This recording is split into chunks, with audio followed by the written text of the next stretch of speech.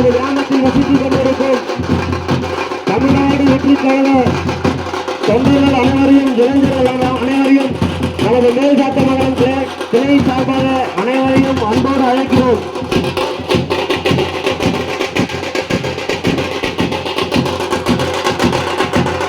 இன்னும் 5 நிமிடத்தில் நமது போலூர் சட்டமன்ற உறுப்பினர் ஆர் அபிஷேக் அவர்கள் நமது கிராமத்தை நோக்கி வரவேற்க இருப்பதால் அனைவரும் அவரை வரவேற்க கேட்டுக்கொள்கிறோம்.